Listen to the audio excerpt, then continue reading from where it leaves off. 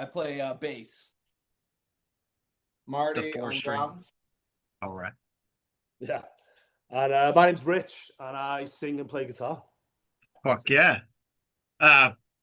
Thank you guys for joining me tonight. What a rad fucking album you guys have coming cheers, out. man.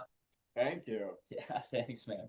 It's been a long road and a lot of hard work, and we are extremely proud of it. So just start to hear the feedback from it now is it's like a real joy. Yeah, Jason said it. He's like, dude, check these dudes out. I'm like, all right.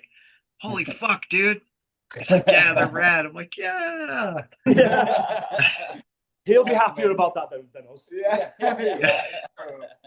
He's our number one fan for sure. Oh, big time. 100%, dude. He's like, you gotta check these guys out. I'm like, all right. Like, and I fucking saw him in so I live in Louisville, Kentucky, but I went up to Cleveland for a couple of shows, and The Obsessed was one of them. So I was chatting with Jason, and he's like, dude, did you check those guys out? I'm like, yes, I did. He's like, okay, let's do something. I'm like, fuck yeah, let's set it up, dude. You know I'm easy.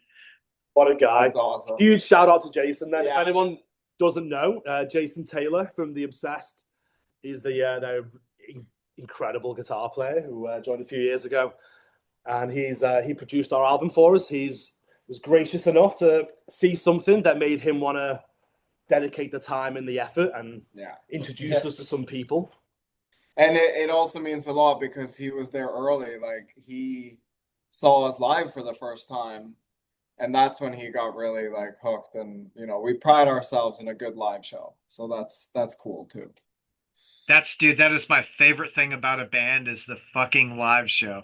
Like, albums are great, but if you can give me an experience live, that's where I want it. I want to be able to go, okay, they were fucking rad. I'm going to go buy a shirt. I'm going to buy some shit, and hopefully I can see them again. You know what I mean? Yeah. That's it.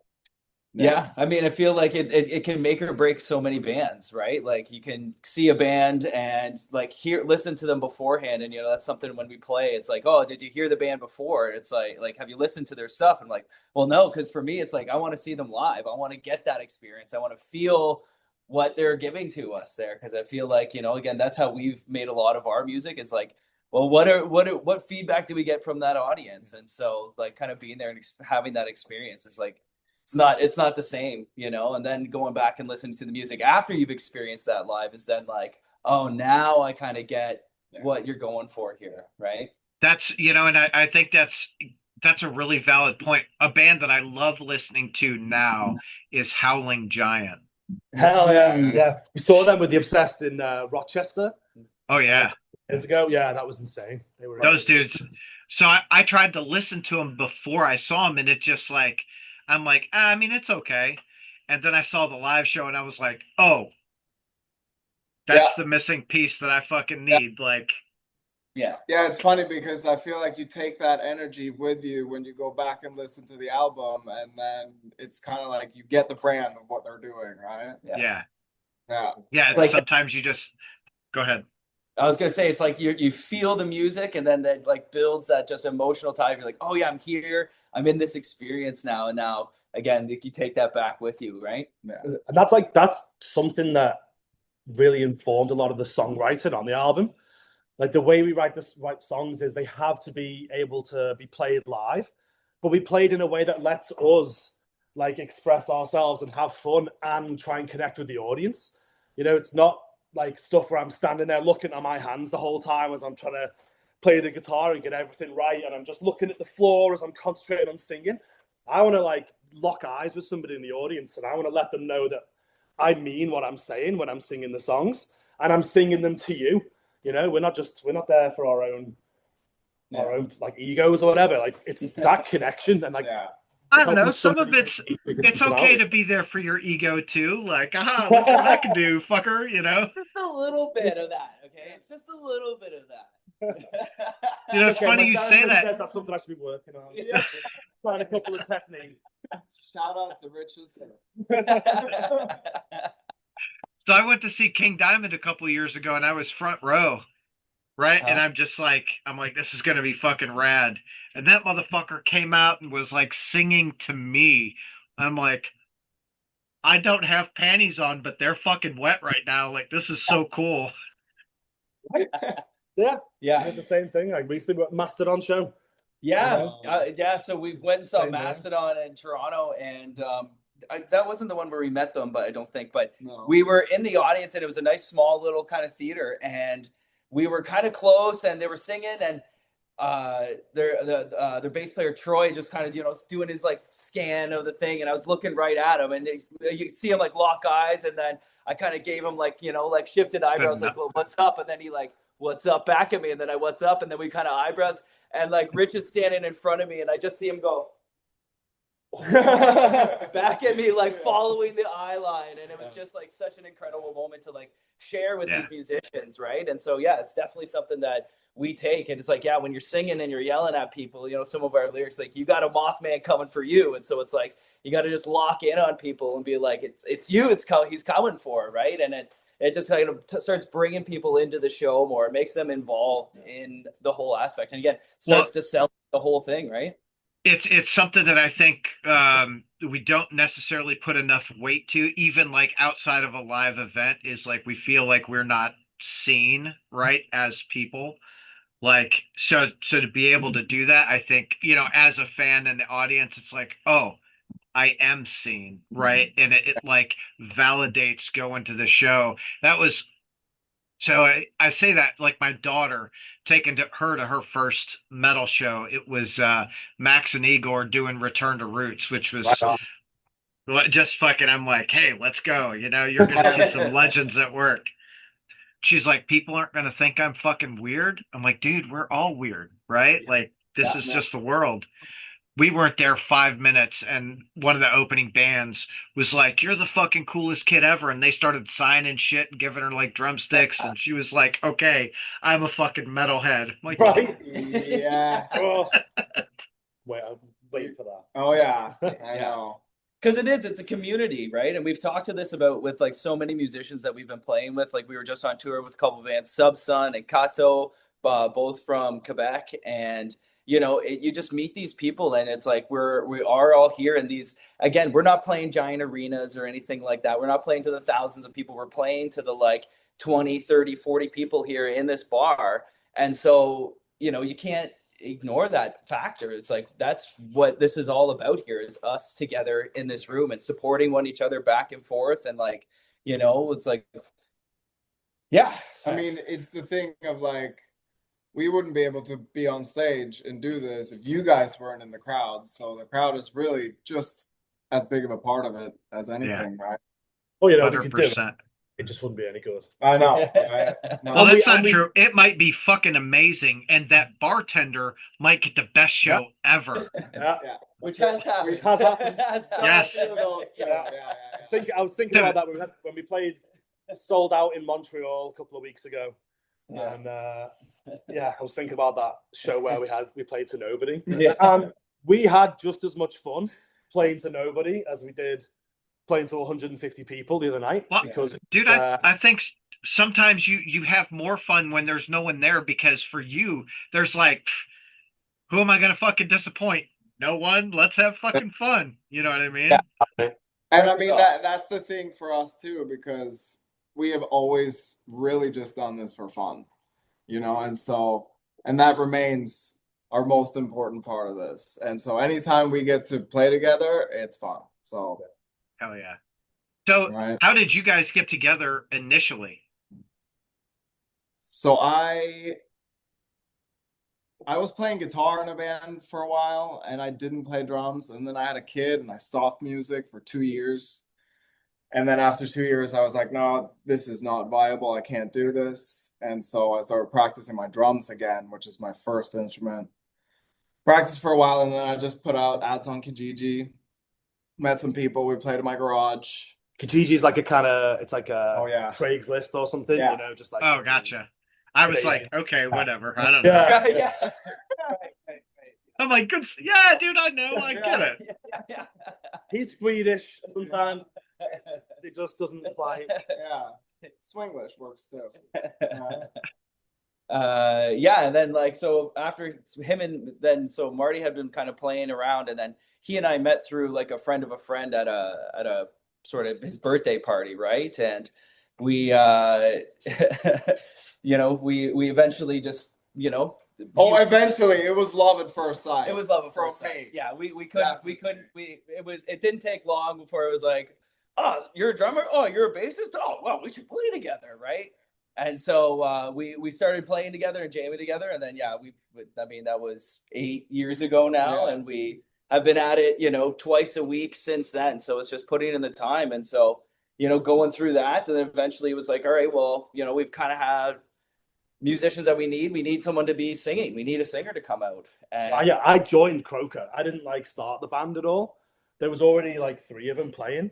yeah, So I auditioned just as the singer. yeah, And then the day I started in the band, the guitar player quit. yeah. And so I had to play guitar as well, which was lovely, but actually ended up being Perfect. perfect. Perfect. Yeah. It was something I was afraid of doing, was playing guitar in a band really. And I just moved to Canada, and it was the pandemic was still going on. Yeah. And so it was like, well, it's if I don't do this, then like then we're not going to be able to do it. And these guys were so rad. Like they sent me a list of songs to learn, or to try and learn or whatever. And it was all songs I already knew anyway. It was that kind of thing. I'm like, oh, these are just like, this is a list of like my favorite songs. Okay, like let's go and do this. We hit it off like crazy, and eventually. Yeah. And now we're just like a perfect just power trio, you know. It's they just became this like formula that just works so well between all three of us, you know. And it was like, put any two of us in the room and something's gonna happen. We're gonna make something, we're gonna create something, we're gonna play together, and we're gonna get all three of us tighter because of it, you know. And so it was just this great dynamic that we could just really like share and play and just be really honest within our music and our writing. And like, you know, there's no like bad ideas. It was like, you know, best idea wins. So it's like, you know, someone might think of a different bass part, or I might think of a drum part, or we might think of a singing part. And it's like, all right, well, let's try it and play it and see how we feel about it, because that's really what's going to make the difference is, do we enjoy playing it in that way? Right. And so it's like, again, just keeping it interesting and fun for us in that whole process. And it just like allowed us to be, you know, fully creative with all of our ideas. Yeah. That's cool. You know, I always find it really cool when a band can actually like fully collaborate, because it's like someone will bring an idea in and it's like, oh, it's really a pretty solid fleshed out idea. But then when everyone gets apart to see it like mold into something else, that's some of my favorite shit is like Oh yeah. like I love Hendrix, right? So listening to some of his early demos and then what those songs turned into is like, holy fuck, you know? And that's just it. And that's how, that's another big part. It's like we're lucky enough to live in the same city, so we can rehearse together twice a week. And so like all of our songwriting is just all together. It's this thing of like, I was talking about this yesterday with a partner, and how one of the things that keeps me like interested in our band, and I love our music. That's like a number one thing for me, is I listen to us all the time, because I think why wouldn't I love it? Because and it's like this thing of like, it's not like it's all mine, it's like, and it's not like there's not this sort of personal individual ownership of the music.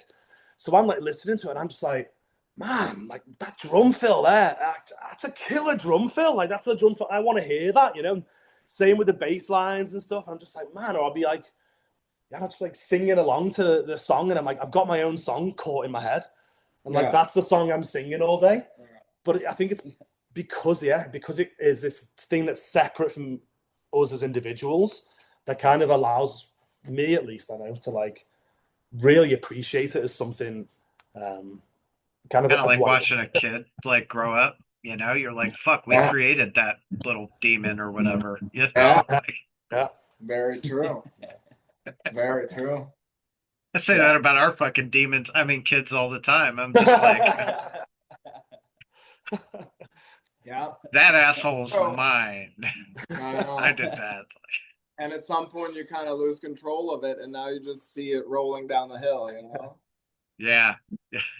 Watch the snowball just grow, and you're like, oh, we're all fucked now. Like, Just get out of the way. no, don't. I want to see it fucking destroy you. It's gonna be great. So, so with the new album comes out May 22nd. Plug. Are you guys doing physical media, vinyl, CDs, that kind of shit? Yeah, we've got vinyl coming out. That's available through Blackthrone Productions. Actually, it's available for pre-order now. Super stoked. That's Yeah. Every like little thing with this band. We were like, all right, let's get a first show. Then we got our first show, and we're like, okay, now let's get our first show in the city, in the big city. Okay, then we got our first show. All right, now let's we want to play in Quebec, and so then we go on play in Quebec, and we want to start playing with bands that we like, and then all of a sudden those shows start coming our way, right? And we're playing with Hippie Death Cult and Castle and guys like that, and then so another one of these things has been, man, imagine if we had this music that was recorded, written in these weird little dingy basement of a slaughterhouse. Like, let's see if we can get this, on a record, and it's happening. Yeah. So May the 22nd. You can buy it right now at blackthroneproductions.com. Dude, Blackthrone does a lot of shit. Yeah, they're amazing. Yeah, love those guys. A lot of great music on there. Heck yeah. Yeah. Yeah, we're really blessed to be working with them for. Yeah, we've been kind of just playing shows and stuff with them for a little while, and then it just kind of made sense, that we should just continue that relationship further. Relationship.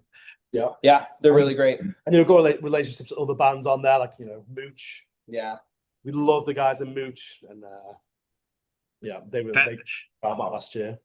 I think it's really cool to watch these smaller labels put their time and energy into the local scene or the regional scene. It's such I think it's an underspoken, or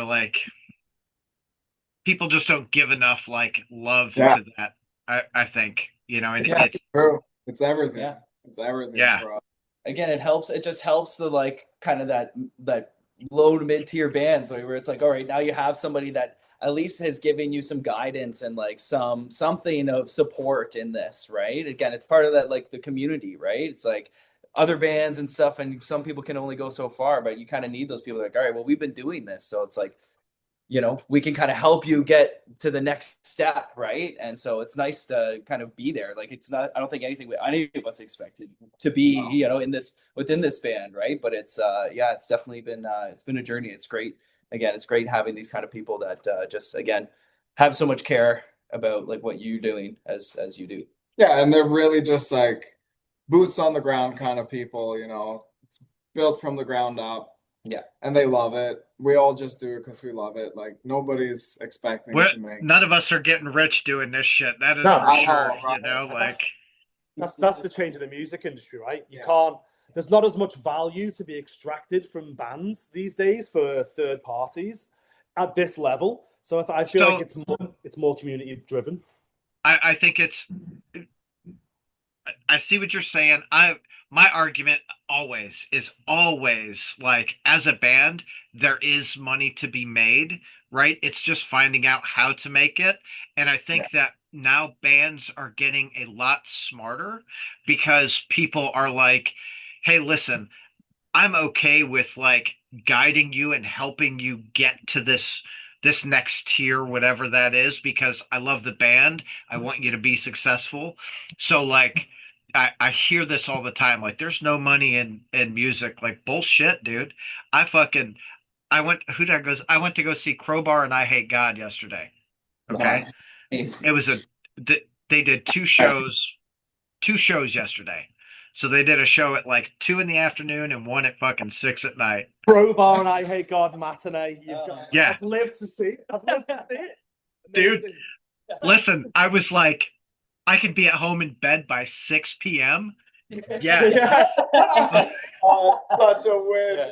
Yeah. So, But I watched the fucking kids, and it's so mind blowing. Obviously, I've been following these two bands for 30 fucking years, and I'm watching these kids line out the fucking door just for merch.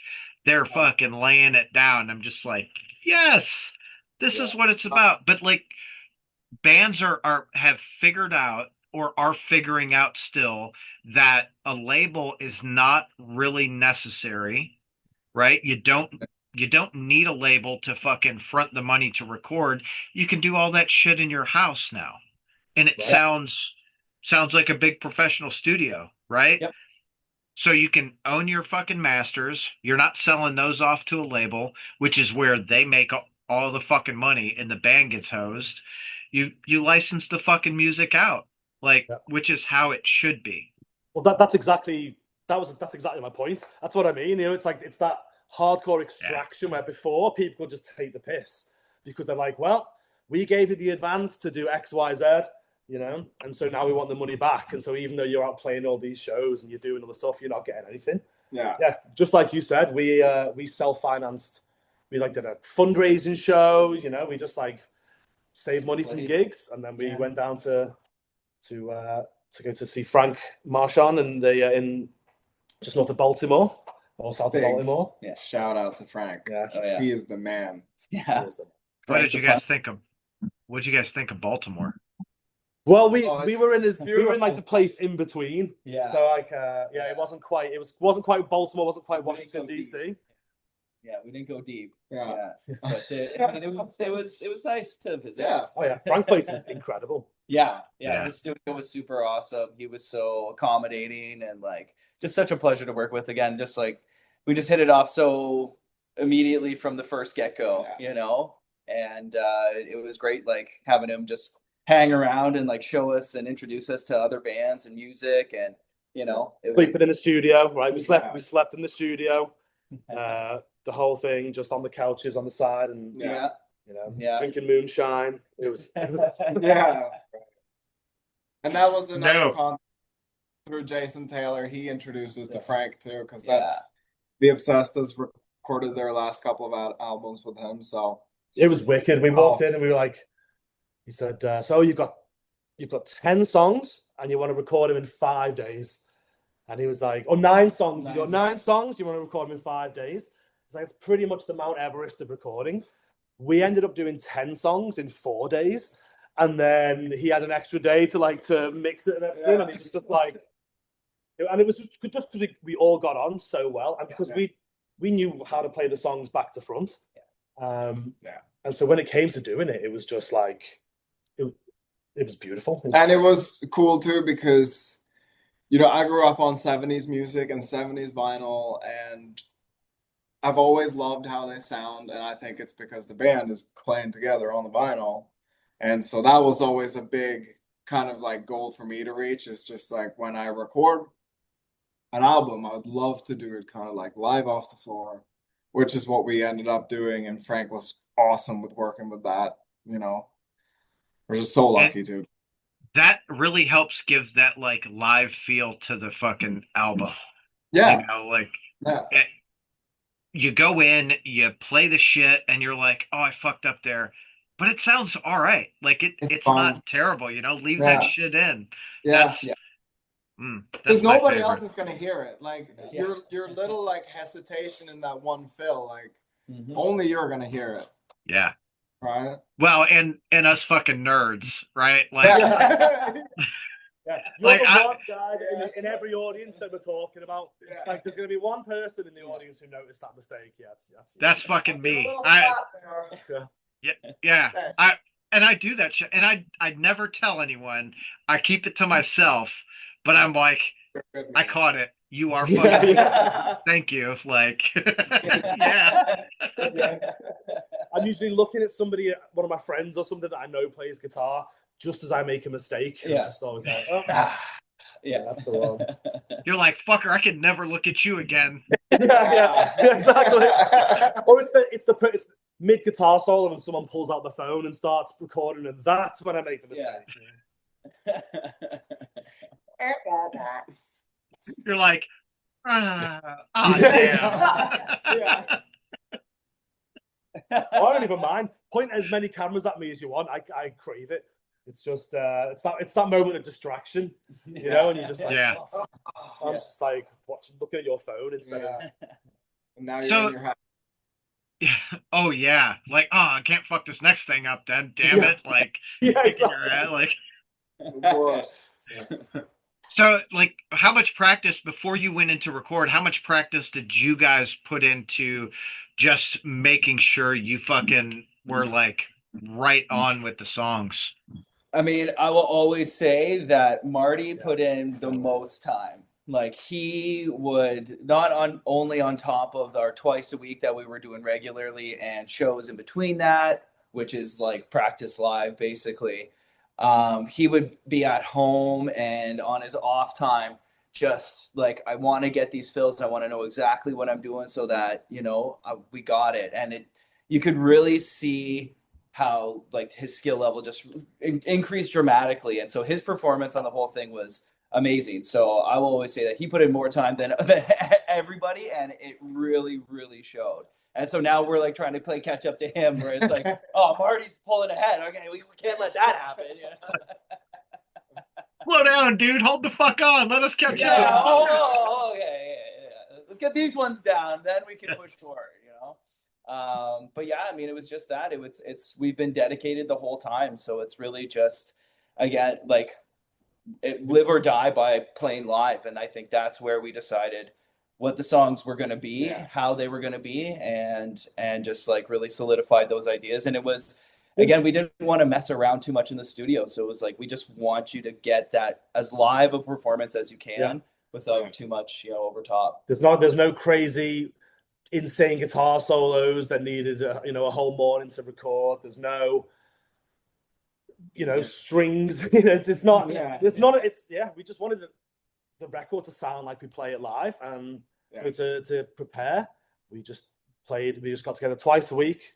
So we played between 5 or 6 hours a week, and we just played the album, and we just got it tight. And the other thing we did too, we recorded ourselves live off the floor into making it a demo, right? And then we did that to a click, and so then that's kind of what we practiced on to get it to sound like that. And then because that's how we would play it in the jam space anyways, right? So yeah, that's good. How many weeks leading up to what, like, you're like, oh, we're gonna go in like May 1st and it's fucking December, like we're gonna just hammer it? Or I mean, we had quite a while. I mean, it was at least 6 months, I would say, or if not longer. Like we were trying to, like, because Frank was busy, so we were trying to get somewhere like where we could. So there was a while where we were like, all right, trying to get in the time, and we were kind of doing our pre-production. It's like, all right, let's record the songs at least. Like I do our own style of pre-production, right? Where it's like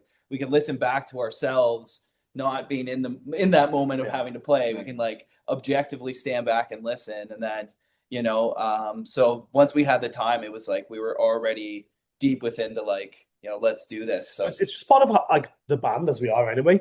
Whenever we get together, we basically play all of the songs that we have, so that they're always fresh.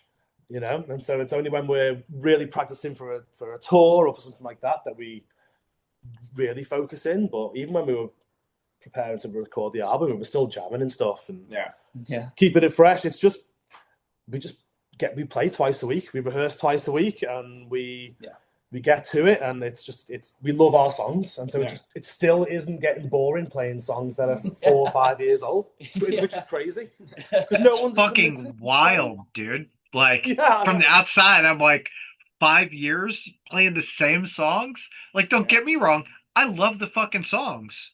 But if I was playing them, there would be a point where I'm like, all right, listen, I love the songs, but we need something fucking new. Like, well, that's the thing. We're always doing new stuff as well, so we can play the album through once or twice, but then the other 2 hours we're together, we're still just jamming and writing, and we've got all these new songs. That was the thing, We like, the great thing about recording the album is that we were like, well, we've got to just freaking get these songs recorded and put out there, just so we can really focus on the new stuff. Like, we still love them, But it's like, man, we've got this new stuff that's like even more exciting, and we've even find that we're taking ourselves in even more of a direction where you can tell we're comfortable, not being so rigid or taking a few chances here and there and trying some new things.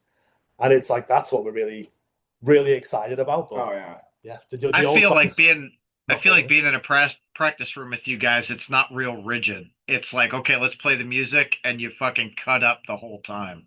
Yeah, and then have a couple of shots, and we do our thing, and we definitely cut each other up a lot. Pretty core, to what we do. There's a lot of we bought a digital recording console thing to capture stuff, but we still haven't used it because we're just like we got it 2 years ago or something. And like we're just like, no, we just want to play music in here. Yeah, I don't want to post a bunch of stuff or like press record, and it's just like so we keep missing killer stuff, but then it's like when there's an idea that comes up that it obviously is not going to go anywhere, then we all just lock in on it and try to capture it. So now our live set, we did a recent one that was pretty much 50-50, brand new songs and album songs. That's fucking rad. So album comes out May 22nd. What do you guys have live to help push the album or after that? And I mean, particularly in the States. So we are looking at 2026 in the States.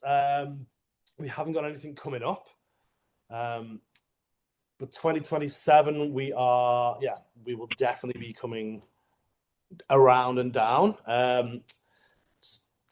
Can't say too much right now. But it's art. We can't wait. It's as much as we love playing around Canada, I know we know that like if we could just get down for some of these American audiences. We're fucking lunatics, dude. We just love it, like whatever it is. Like that's it. We've got the energy, and that's the thing. It's like, we know that like if people are here to have a good time and engage with the music, we're gonna give it to them. Yeah. The only thing that makes it hard is the visas that you have to get to cross the border. I know, right? They don't like me very much whenever I come over the border. I don't think I've crossed the US border. I still have my British passport, and I used to live in the Middle East. I lived in Africa, and he went to Cuba once. So. I went to Cuba, so I'm on. It's just one of these things. They keep flagging me and asking for money. Something between the US and Britain. I'm not sure. There's some history there that I'm not really sure about, but apparently it's wrong. And the Middle East and Cuba. Exactly. Are you bringing? Is it like cocaine? Is it bombs? Like, what is going on am I a here? spy? It's like, get it. I'm gonna have to cut all of that out because I don't want this shit to get flagged for you. Like, don't worry. Like, oh fuck. Uncensored, It'd be like they said bomb and cocaine one time. Like, That's it. Get him out. Fuck. But what we need to do is we need to find equipment for you here so you can just fucking come over. Don't have to bring equipment. We've got connection. We're trying to make the plans happen, and so we're looking like next year is pretty promising. We've got, but it's nothing we can make official yet. I totally get it. Well, let me know when. And I'll try and connect you here. We've got some really rad venues in the region. Specifically, I don't know how it is up there, but here, everyone's like, I don't want to play a Monday night anywhere because it fucking sucks. Monday night here, fucking rules. You said you're in Louisville, right? Yeah. Yeah, I'm a huge wrestling fan, so I would love to. OVW. Oh, dude, all of it. Yeah, exactly. And Smoky Mountain Wrestling was based down there, right? And you had the Louisville Gardens and. Yeah, you are a wrestling nerd. I got people to connect you with. Like, it's all right. I got my Japanese wrestling t-shirt on. Oh shit. Yeah, Jesus Christ, dude. That's your autism coming out. Hello. Like.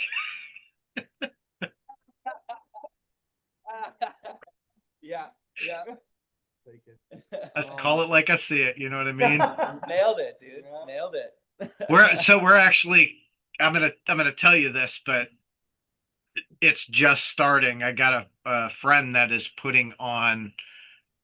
She's part of OVW, like on she's like a sponsor and does like marketing and shit. But she's working on putting together a metal and wrestling thing right fucking here. Hell yeah. Unreal. Hell That'd be yeah. insane. I actually do ring announcing for professional wrestling up here. Shout out to Off the Rope Studios.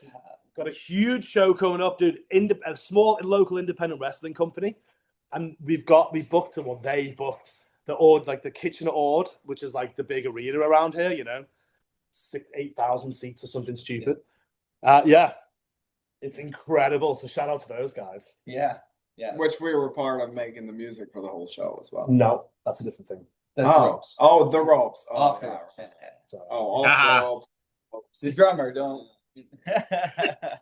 He plays drums really good. Well, it's because actually, so the album is we have done the licensing before, so we've licensed the album to a TV show. It's called The Ropes, and it's a comedy show that's been produced up here in Canada. It's showing, it's up for some awards this year at LA Web Fest. It's called The Ropes. Fuego Productions and Mariachi Productions together. And it's kind of like this sort of Trailer Park Boys style show about backyard wrestling. It's hilarious. Right now, it's only available in Canada on Bell TV. Yeah. But yeah, we're in the show. I play the referee. Bo plays play a dog, basically. Dog. Yeah, I'm a dog. He's dog. I composed all the music for the show, and it has every episode has a bunch of KROKA music in it, and there's like characters wearing KROKA shirts, and the kid's got KROKA posters in his bedroom. Yeah. So it's like, we kind of. It's funny, like we don't always think to talk about that stuff, but it's like, oh yeah, that TV show. Yeah. They're like all over. Yeah. How fucking cool is that? Like, right?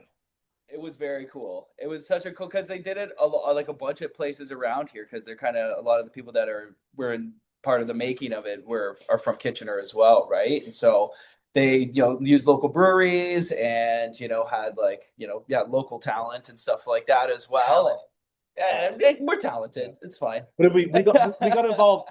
It was like we ended up reaching out to some local pro wrestlers just to see if they wanted any custom entrance music.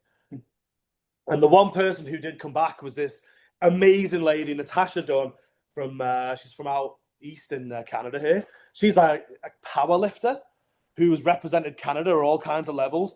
She just sent us like a video the other day of her deadlifting 320 pounds as she's blasting KROKA. So we did right. I know. So we did the entrance music for her wrestling character, Bad Nanny, who is like this whole thing where she wears like Depends diapers to the ring and stuff, and she'll be like spanking dudes with a wooden spoon. But she can also pick up a 320-pound guy and do whatever, She's amazing. Yeah. Huge shout out to Natasha. Yeah. She got cast in the show as well, and was just like, someone mentioned music, and she just said, KROKA, get KROKA, and he did, and here. Yeah. That's so fucking that dude. That's what, like, I think that's what bands should focus on, not like movies and shit, but or shows or anything, but finding people who just love them enough that when people fucking talk about music, that band always comes up. Like it's so 80s, dude. Like that was when you fucking found bands back then. There was no internet. Everything was like word of mouth. So when someone said, "Hey, listen to this band," it's like it's a warm introduction, and especially if it's someone that you trust their taste. Exactly. You're like 100% okay. I'm gonna like this band because they said they think I'm gonna like it. Like, cool. You already are going in there like, oh, this is fucking awesome. Yeah. There you go. And it's another example of what we were saying before with like you know, local art and keeping talent local and doing things and using other people locally and just creating that community, right? Like, and that is what keeps everybody going. It really is, dude. Like, so Mastodon was really good about that too, you know. Oh yeah. And I say that because, right, they were mentioned earlier, but they're, you know, they started their community and then they were regional, and now it's fucking mind-boggling Yeah. the level that they're at. I mean, it's like it's a fucking great band, you know. Yeah. Obviously, there's a reason, but they have been so smart on merchandising and licensing and all of that Yeah. shit, Yeah. you know. Yeah. But even Movies and video games and like cross collaborating with people. Like Feist, they put out that record with Feist for Record Store Day, right? Yeah. It's like that kind of stuff. Like they'll work with anybody. Like let's just have fun. Yeah. Because that's like why you want to be in a band is because it's fun. You Yeah. don't want to have a normal. Yeah. Well, yeah. Yeah, I was gonna say, like, even like reaching out to their own fans and their communities, like doing the things like I really enjoyed seeing them do like things like the music lessons, like Bill doing like guitar lessons before their show. And it's like, well, what a unique opportunity that like how many other bands are you seeing where you can literally just go and sit down with the guitarist and he's gonna show you like playing guitar and you just like bounce ideas off someone like that. Like I think that's such a you know, like again, you don't see that all the time. And so like it really does, like we talked about before, like bringing people in to like be a part of what you're doing, right? Because you're nothing without these people. And so if it's like you're here and like you're at the same level as us, like I'm not putting myself in this other section. Like you are what I have been, and like we can all share this together. Because what else do we have? You know, it's cool to see it. Go ahead. I was just thinking about just when you mentioned local, you know, and we've got Jason from Kitchener, Ontario, playing in a band that I was listening to when I was 17 years old in England. You know, like popping my lungs up, smoking like the worst hash you'd ever imagine, and like, you know, but listening to this stuff, being like, whoa, you know, and then move to this place, and wow, this guy's in this band, and then getting to become friends, and then but then like, you know, and Mastodon's new guitar player is from Guelph, just down the road from here. It's like 10 miles away. Yeah. You know, and so it's sort of, you see that it's not something that's all focused on people who are like in LA or in New York, you know, or in Detroit or in like, you know, people are. Detroit's a shithole, dude. They're not focused on Detroit. I could say that I'm from there. You know, it's like stuff off RoboCop. That dude. So I grew up in Detroit, and that was such a big thing when fucking RoboCop came out. It was like, oh my god! I'm like, I don't want some fucking half robot guy being a cop. Like, fuck that. Like, that's. But you're right. You know, and I think, you know, I think through like the 70s and 80s. Mind you, I'll preface this by saying I'm fucking old, right? So the 70s and 80s were very focused on you know, like LA and New York and the big cities, and everyone thought, man, I have to fucking be in these places to be a part of that. And then like Seattle blew up, right? And you don't see now so much of like cities and the scene within the city, or I don't, right? Like blowing up and exploding.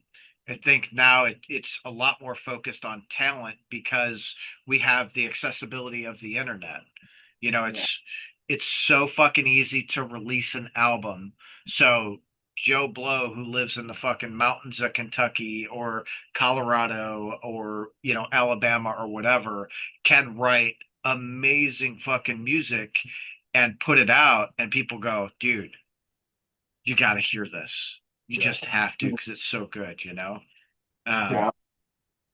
So it's really cool to see that, and the accessibility for kids that, God, you used to have to fucking put an ad in a paper to find, you know, another band member. Like, you play music. It cost me $35 a week to fucking advertise this shit. You know. Now you can be like, it's Facebook. Look at my butthole. You know, like. Well, you have to know somebody, right? That's the thing. Is like, I remember being in university and getting a phone number to buy some weed. Hope we can talk about weed. Is that okay? No. I don't care. Whatever. I don't care if we're talking about crack. Yeah, okay. Yeah, just don't buy stuff. Just whatever. So I'm like getting a phone number to buy some weed. I'm like knocking on this door, and I go in, and it's a friggin' rehearsal studio, and I'm just like, I'm in my second year or first year of studying music, and I didn't even know like these rehearsal studios exist. And I walk in, and there's dudes in there with guitars and figuring out all the gear set up and the recording, and I'm just like, what is this? Like, and it's like, yeah, because back then, if you didn't know, so like, how did you find out that stuff even exists? Like, you just kind of go, well, I'm playing guitar in my garage or my bedroom, but like, I don't know what you do after that. Like, where do I go? Yeah, who do I meet? Who do I like? What do you do? You know? And now it's so much easier.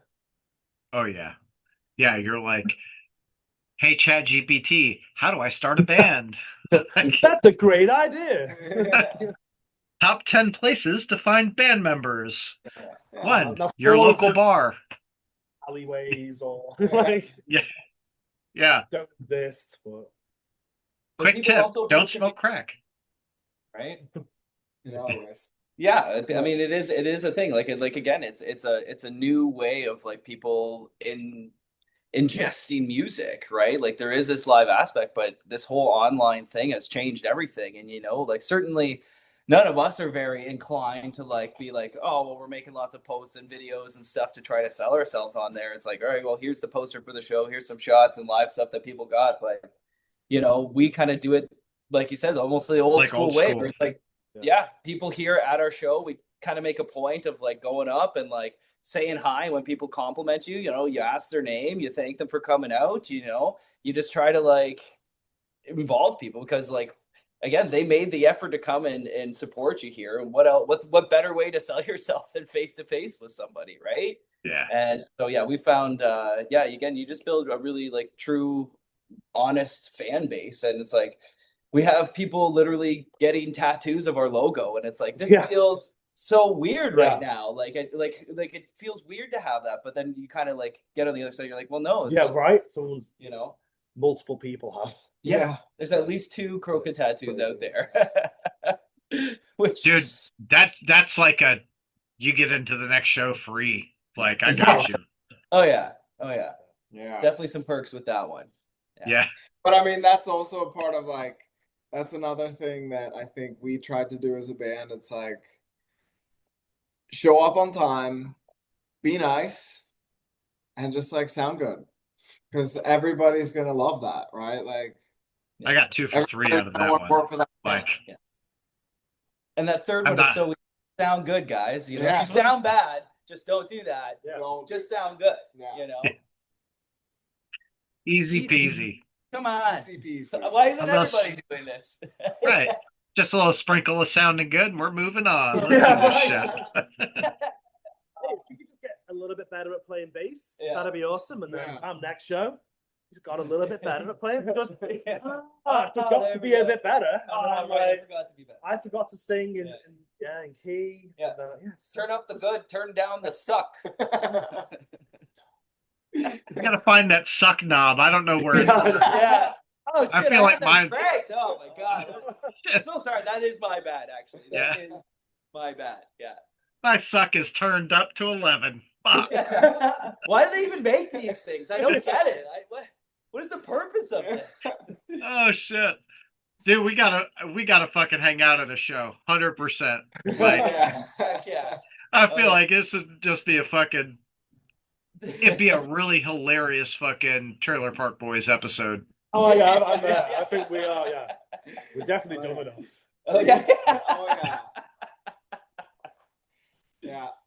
Me too. 100%. Like, we got a little group of friends. I fucking love Trailer Park Boys, dude. They are so fucking funny. Yeah. Oh yeah. Dude, they're fucking Rickyisms. Don't take no rocket appliances. Like, what the fuck? I ain't the kind of guy to say a toe to so. Yeah. But a toe to so. The best. I fucking love it, dude. I want to see that.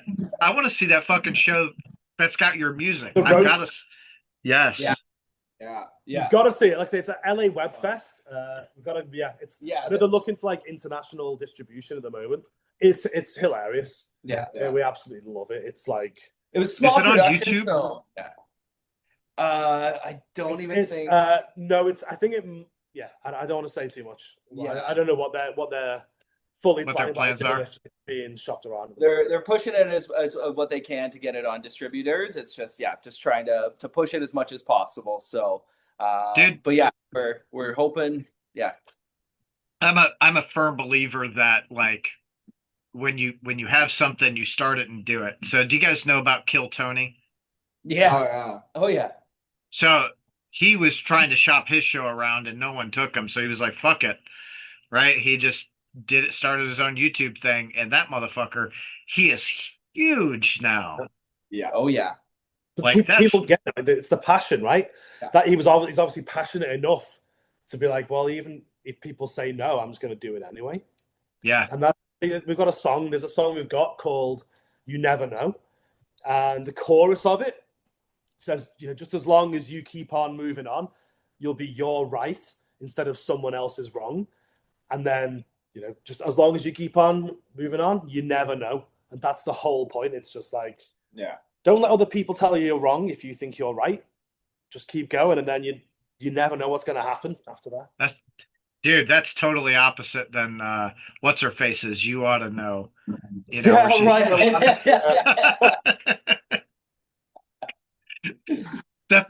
It's so right though. You know what I mean? Like, if you believe in something enough, it doesn't matter what anyone else fucking says, right? Yeah. You just when you have to stay authentic to what it is, right? Like, especially in a band, if you're creating music that you love and you enjoy, after 4 or 5 years, still love hearing the songs and playing them, that's something really fucking special, dude. So you just gotta well, the album's called "Believe It."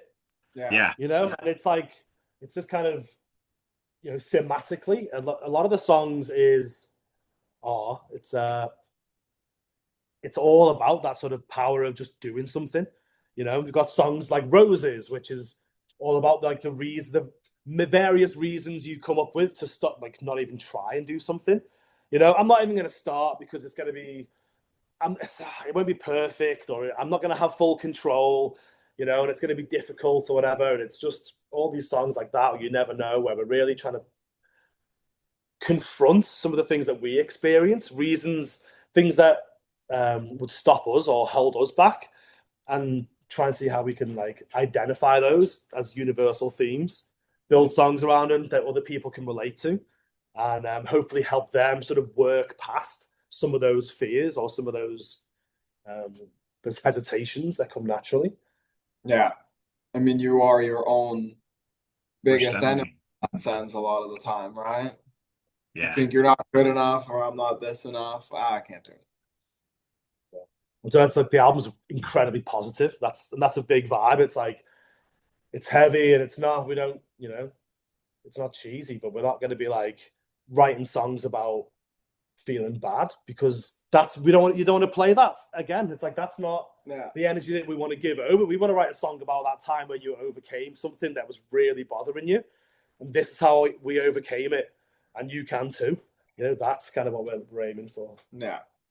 That's how I really love that, like, that kind of shit. Like, I like Hatebreed because that was, same thing, like preaching that, like, positive fucking, what, shit happens.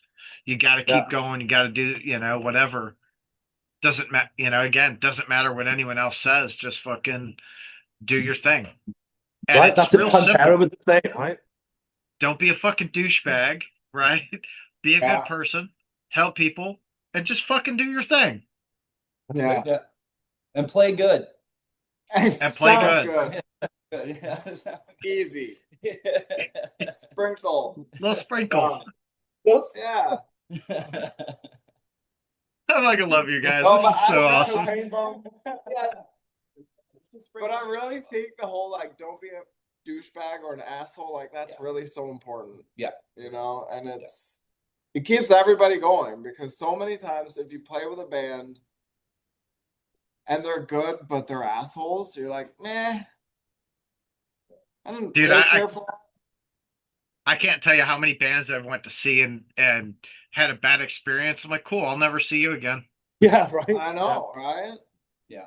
And Definitely. it feels so strange to like, you know, like to feel like you run into those people. Like, what do you have against the people that are here to see you play Yeah, who music? paid. Like, Yeah. what is it that we've done to wrong you in such a way that you have to treat us like these second-rate citizens? And I remember, yeah, growing up and playing, you know, in bands, like you run into it time and time again, and it's like, well, guys, like you have to really give me a reason to not want to like you. Like there's every reason for us to want to get along here. We're both playing the same stage here tonight, you know, like, you know, you're not opening for Zeppelin here, guys. You know, let's let's pump the brakes here a little bit.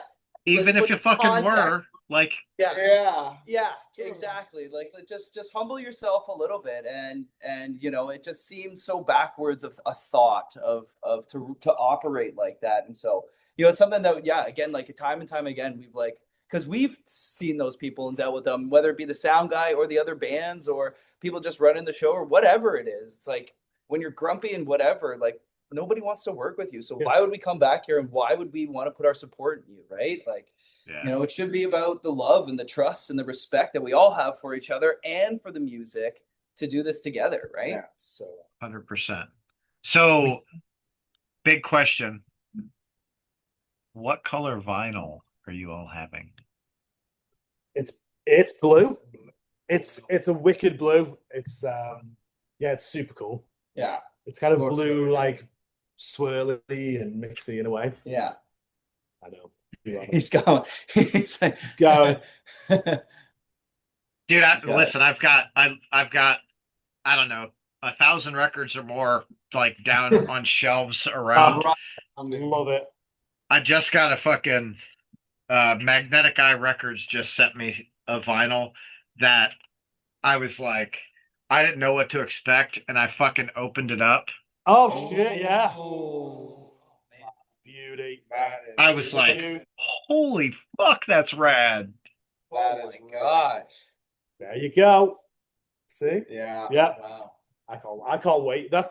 We got our test pressings recently and they sound unreal. Oh. And that was a huge deal. Like listening to that album on vinyl. Hear it on vinyl. Be like, there it is. It exists. Yeah. Like, it's a real thing in the world. We fucking did it. Yeah. Yeah. That's it. And the art, we're so proud of the artwork and everything for the album. Like, I had my friend, I grew up in Sweden, right? So I had my friend that introduced me to Caius back in the day. I reached out to him and he did the artwork for it. His name is Johan Leon. And it's so cool. Yeah. It just fits the whole theme so well. And so that was like another conversation we had, and it was just like talking about what we wanted. And for the longest time, we didn't know. And then I said, what about an egg, guys? And they were like, all right, we'll do an egg. Yeah. Well, we made fun of them for a little bit. Yeah. We made a little bit of fun of them. Okay, yeah. It's like Rage Against the Machine, except an egg, you know? Dark Side of the Moon, except an egg, you know? It's a little bit like 2001 Space Odyssey. Yeah. And really cool, like sort of desert landscape, and then this big black shiny egg, which is awesome because we one of the things we do love is like aliens and stuff like that. And so for me, I just remember watching Mork and Mindy. And how dude, I swear to God, that is exactly where I went. He was like 2001: A Space Odyssey, and I'm like, or Mork and Mindy? Yeah. Nano. Oh my God. Hi, I'm Mork from Mork. Like, yeah, but it's dope. I know like a lot of people won't get the Mork and Mindy reference, and so for me, I'm like the black Mork and Mindy spaceship. Yeah, of course, nerd. Yeah. Surrounded by nerds right now. It's crazy. I love it. I fucking love it. Listen, when we can like throw in Mork and Mindy into a fucking show about metal, I'm 100% Yeah. into that. You know what I mean? Like, Yeah, when the lead singer of Cannibal Corpse is like a huge like WoW fan, then it's like, all right, I think we can lower our standards. Yeah. Like, we can be nerds. here. It's totally fine. It's cool to be a fucking nerd, right? Yeah, Like, I know. Which comes along with its own problems, man. Sometimes I kind of wish we could just go back to when you got bullied for liking Star Wars instead of people like just beating you down, trying to prove they're the most hardcore Star Wars fan. oh yeah, Everyone yeah, that hates gets, stuff as a way to show they love it. dude, so fucking tiring. Well, I know more and I know more. Like, I don't give a fuck. I love the fucking shit too. Like, I don't have to know every fucking Easter egg through every movie and every nuance. Like, I don't give a fuck. It's a great movie. I love it. exactly. It's like, dude, you don't have to be a Tool fan about everything. Yeah. saying that as a huge Tool fan. Yeah. Literally and figuratively. Yeah. You don't have to be a Tool fan. Uh, that's so fucking great. That's hilarious. Oh, hey, are you guys gonna do posters? Ooh, I haven't thought about that yet, actually. Yeah, we've been like trying to, figure out what we're gonna do. We're certainly gonna like the big thing was so a lot of with our merch, like a lot of what we do is DIY. So with our merch, like we do like thrifted store, we have stamps of our thing that we make ourselves. So like we have totally unique shirts, but we're like, all right, now with the album, it's like let's get some album related stuff. So we're thinking t-shirts for sure, like stickers and stuff. I don't even know that we've even considered that would be good for the album art though, right? Yeah. Like, We've done it before for certain shows and stuff where Yeah. we have, Well, yeah, Yeah. dude. I mean, like you Fine. could do like an 11 by 14 or 8 by 14 or whatever. This is the crowbar from last cool. night. yeah, Yeah. You know, like yeah, bad that's idea. a cool one. This is Love fucking. that. Yeah. I'm a fucking poster nerd, dude. I Oh, I yeah. probably have. I'm all Fucking- about that. Okay. Dude, I mean, a good poster Okay. is. this one's beautifully screen printed. Like, Oh, nice. See, I do like You're that. feeling it. yeah, yeah. I'm like, oh. Sir, your autism is showing. I'm okay with it.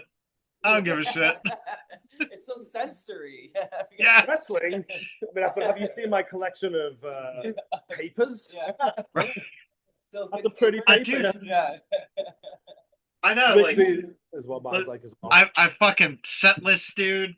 Oh yeah. Like, Good one. or fucking more posters. Nice. A li- I probably have like 400 or 500 fucking posters that aren't framed yet. Yeah. Where are you gonna put them all? I don't know. Like You gotta build another room Yeah. for all your posters. you see this. This is literally floor to ceiling throughout my entire fucking office. I have so this is in my basement. We have a big ass room that just kind of runs right all the way through. I had posters through the entire fucking thing, and my wife's like, nope. You get this little fucking corner and that's it. Yeah. Yeah. Like I get it, but I'm busting out of this corner. Like if I get anything else, well, when I get anything else fucking framed, like it's gotta go outside and I'll just fill that shit up again. Yeah. Oh You yeah. can start inching in, right? Yeah. No, I'm gonna start like feeding in like taking Just this one 10 poster. feet. Just 2 posters. These are Yeah. the really important ones. Yeah. Remember this one? We went to see this band. It'll go right fucking here. Yeah. It's a love commemoration. It's not really Yeah. even a poem. Yeah. Well, and funny, like every poster, like the reason that I do it is because every poster has like a significant memory, right? Like Slayer, that was before that was on their retirement run. I got to take my daughter to her first Slayer show, Awesome. which was fucking rad. Superjoint, because I had friends on tour with fucking Superjoint, and I went to the show, which was super cool, right? Fucking, I got fucking Mastodon right here, which Yeah, still was that. it was my daughter's first time seeing Mastodon, Oh, which was like, it's every single poster holds a memory like with a dear friend or a family member, which is yeah, just, it means the fucking world to me. This is yeah, just right. This is the community. This is the it fucking, to is. me, it's not just a community, it's family, right? We come Yeah, together and we fucking really grow this thing. it's That's chosen exactly family. it. That's You it. know? Yeah. And a We're poster. 100%. everywhere. Yeah, I know, This right? is that thing, right? I'm from England. He's from Sweden. He's from Canada. And we just do this thing all together. Yeah, That yeah, it's not about like your little pocket. It's about the fact that Yeah. we all share the same thing. The two, it's like I'm a firm believer in like how do we bring people together, and the two things that bring people together without like there's no like political affiliation or any of that bullshit are music and food. yeah, I mean, it's the reality, right? Like when we sit down and we break bread, we are there together sharing a meal, which is the thing that feeds us. We go to a fucking show, nothing nothing matters outside the fucking walls. We're all there for the fucking band. Who yeah. gives a shit? You know what I mean? So it's like that's Yeah. that, that's my life. I love Oh, it. Oh, it's incredible. And I mean, it's great to have built a life around that, Yeah. right? Yeah. So do you guys have any like goals or thresholds that you would like to meet with the release of the album? we want to sell out of our first run of vinyl Yeah, for sure. We want to be reordering those and getting a new batch done up. yeah. We've got a cover song recorded that we're looking to get put out. We just got to get our permission from the songwriters, and then we're all good to go with that. Our big thing is we want to reach as many corners of the world as possible. Yeah. Find as many people. I really want to get this album out into Europe. That's a big thing for us as well, because I know like the sort of the stoner and desert and metal scene in Europe is it's rabid, and we just want to go and play over there. And so it's like I used to work the music festival circuit down there, so to be able to go and play some of those European festivals definitely for me is something huge that I want to achieve off the back of this album. Yeah. What's that number one festival over there that you want to fucking play? Oh, I want to go play Download. That would be the one. Okay. I went to the first one. So Download Festival was like the first one. That's 80, 90,000 people, amazing metal fans. Yeah, it's that's a dream for sure. Fuck yeah. How about you guys? Roskilde. For sure, 100% Roskilde. You're not Swedish at all. And Bo, what huge Canadian festivals do we want to play? Yeah. It doesn't even have to be Canadian, dude. You could say Hellfest or fucking whatever. Yeah, I mean, again, it's for me, it's yeah, I don't know that I have any specifically that I'm like I need to play that. It's just it's just being in Europe would be awesome. Just to say that we went around and did that is like unto itself. I'll play one show just to say we did it, would be amazing. It's just something I've never done, experienced in a band. So, it's like we're already at this point, like, playing a tour through the US would be sweet. Playing a tour through, Europe and stuff would be awesome. I would love all this stuff. I would love to, take our music across the world and play it on stages for, people that, again, like we were doing just the same here. Like it could be a small little dingy bar and it's just meeting that one person that's just like, oh, this is amazing. You guys are the best, that's all I need. I mean, one spot that has been on our minds and it's hopefully attainable would be Ripplefest down in Texas. That'd be very cool to play. That'd be wicked, yeah. That'd be awesome. Those guys are dope. Yeah. Absolutely Amazing. Definitely high on the list. Okay, that's a good one. That's a really good one. They've got a killer lineup this year. Oh, every time, Yeah, I know. every time you look at it, it's like another band that you love, you know. Yeah. Yeah. I mean, the whole lineup usually is just amazing. Yeah, I know it's fucking mind-boggling. Like, And it how is there takes this place in a much cowboy good? town too. Like, Yeah. come on. Yeah, yeah. They did. Who did they have last year? Was like Astronaut and Temple of the Fuzzwitch, and Yeah, then like Dozo, Truck Fighters before. It's yeah, like Stoner played. It's like, yeah, dude. Yeah. yeah, yeah. That's so fucking wild. That would be a Yeah. good one. But I was looking at like Desert Fest. You know, they Ah, canceled what Desert Fest New York or whatever last year, which is yeah. tough. But they've still got what Berlin and fucking Antwerp, I think they do it just outside Mhm. Antwerp. yeah. And then Tilburg in Holland was the original one. Yeah. That was always I always was always back in England dreaming about going over to Desert Fest when they started. It's just like yeah. Yeah. So, what made you go to Canada? Just old story. Met somebody, didn't work out. Had a kid, stayed here. The same old story. Classic. Yeah. It's all right. You weren't like, fuck you, I'm out. Like, you're like, No, that's it. I got a band. I can't leave. Yeah, exactly. Can't leave now. I got to be like Eddie Van Halen and train up my kid so that he can play, and then he can join as our second guitarist or something. When we're seven, Dude, Yeah. like, Wolf has fucking got it going on. right? I know he's carved his own thing. He's just like, Yeah.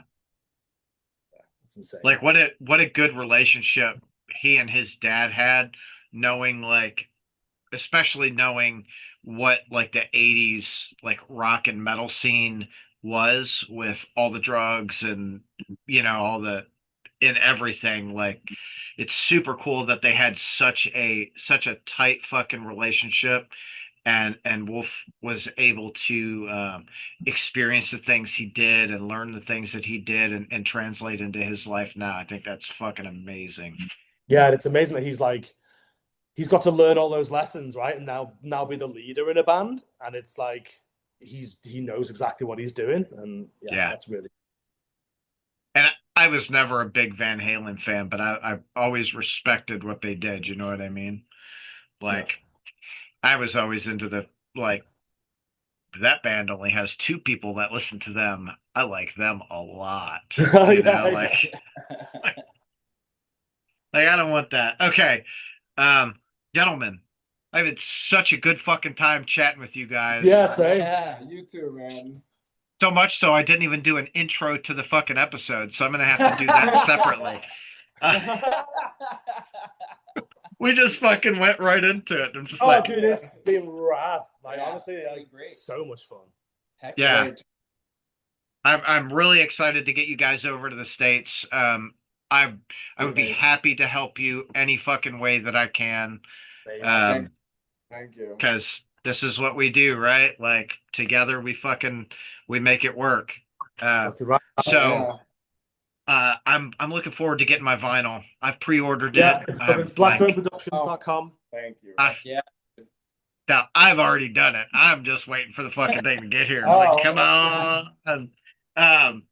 So I'm super excited. I'm super excited to get to watch a bunch more people find out about KROKA. Like, you guys are super fucking rad, and man, I don't drink beer, but I will fucking do shots of water with you all fucking night long. Yeah, baby, let's do it. Let's get hydrated. That's fucking awesome. I want a shirt that says KROKA on the back. Let's get hydrated. Done. All right, guys, go have a great night, and thank you so much for your fucking time. You too. Thank you. Thank you so much. Hell yeah. See ya.